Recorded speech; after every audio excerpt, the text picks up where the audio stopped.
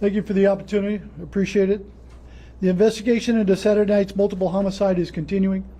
The update is subject to change as the investigation moves forward. Our detectives and lab personnel are working diligently to interview witnesses, review and authenticate video, surveillance, test a vast amount of evidence. Anyone who has information about this case and has not already talked to HPD, I request you do so. At the initial news conference, a reporter asked about responding to the home where the shooting took place. And we have since determined there were no calls of service during 2024. We have also been asked about the large gathering being held at the deceased suspect's home. Please check with the Department of Permitting and are planning on permitting for information regarding that incident.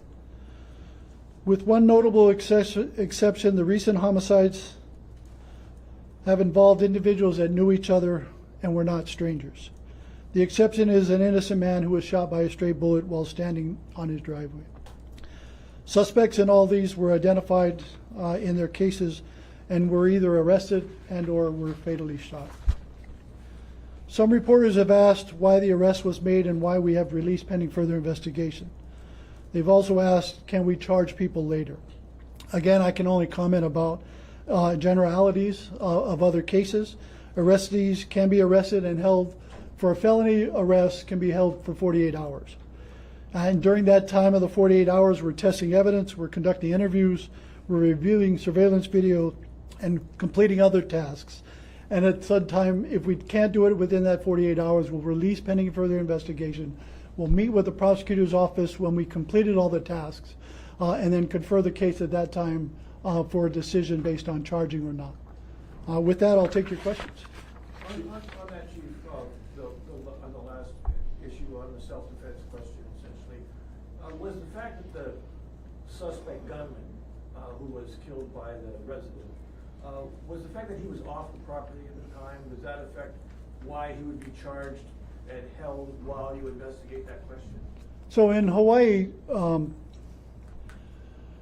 we are a non-stand your ground state. Even if you had a license to carry, if you're an individual that discharges a firearm that is involved in injuring another person, you will more than likely, if not almost guarantee, you're going to be arrested.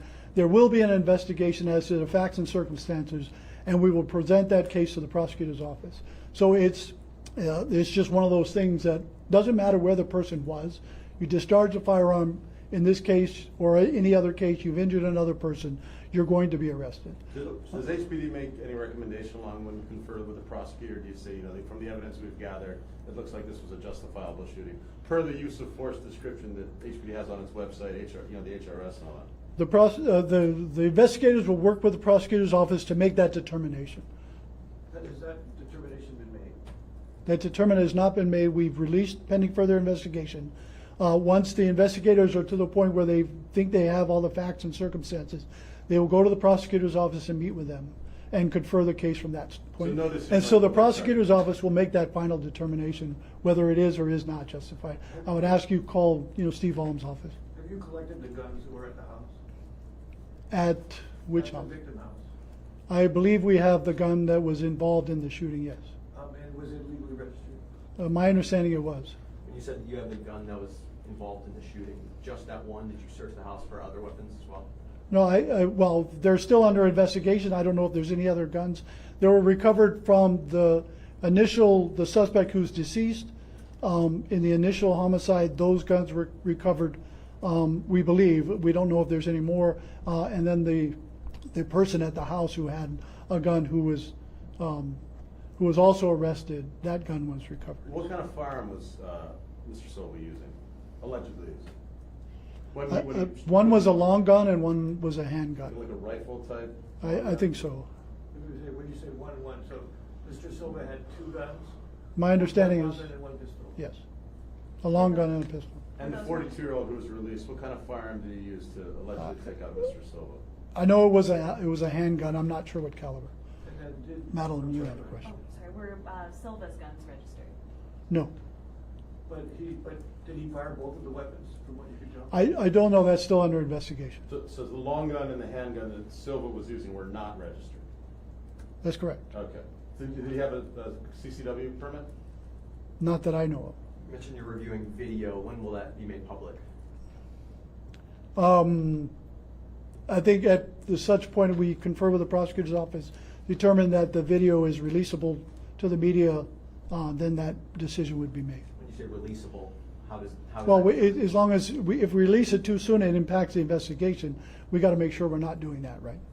So that would be the reason we hold on to it until such time as we confer with the prosecutors, understanding it's no longer interfering with, or may interfere with the prosecution, and we can release it at that time. And the victims' names? When will those be released? I think at a later date, once the investigation is completed. Usually it's once the family's been notified. Right. So you know whether the notification process is nearing its end? You know? I think that's still under investigation. I think it's soon to be, but I think you can coordinate with our public affairs office too. Do you know anything more about the motive? No, I do not know anything more about the motive between the individual who obviously took a bucket loader or front loader, however you want to describe it, into somebody else's house, and subsequently fired into that house or at individuals at that house, killing several people. Chief, members of both families yesterday expressed to one of our reporters that they were worried about retaliation or residual violence from this incident. What would you say not only to those families, but their friends in the community where this incident took place?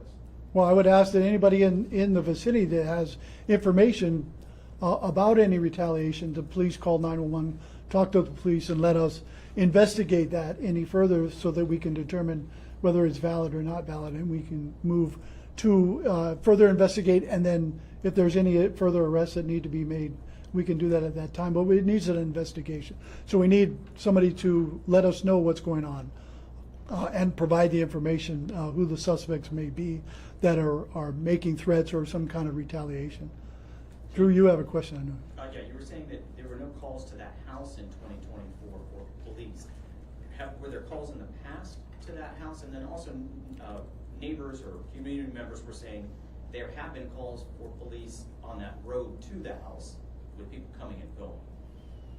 Yeah, so in 2024, we didn't get any calls for, I believe, responding to that area, whether a loud party or racing or anything. We did not receive those kinds of calls.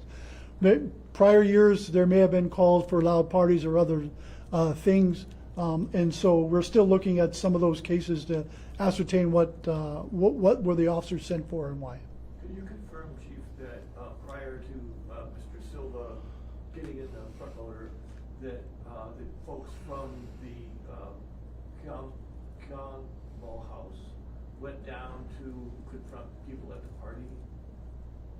I've seen media releases as to that, but as far as our information, I think that's still under investigation to determine really what all the facts are, and that's part of this 48-hour piece.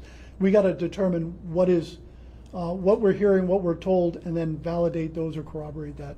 So Also, the reason I'm asking that question is sort of to set you up a little bit, because in this case, from what we've been told, and regardless of whether you confirm this or not, that this family felt that they need to take into their own hands trying to quell the disturbance from this party, whereas in maybe some other community, they might just call the police. In this case, they clearly, according to your records, did not call the police to complain about the reckless driving going on in their road. They took it into their own hands. What would your advice be to families in that situation where there's an illegal disturbance going on, but they don't believe the police department's going to get there to help them? well, I think in any instance, as what you're alluding to is call 911, let the police handle the situation. We're equipped with the right resources and information to come to the families, talk about it, and then help maybe provide outside resourcing to mediation and other aspects that can help families and neighbors get through disputes. And so there's other ways to do this besides violence, right? And so allow the police department to come in, address the situation as best we can, and then we move forward in a direction that's allows both families to feel that they've been heard and they can work together in the future, hopefully, to settling disputes. Based on that, do you see that you moving forward in that way in this case with these families after this? We would absolutely be supportive of having those individuals come together with mediation and work towards a resolution instead of resulting in more violence. Absolutely.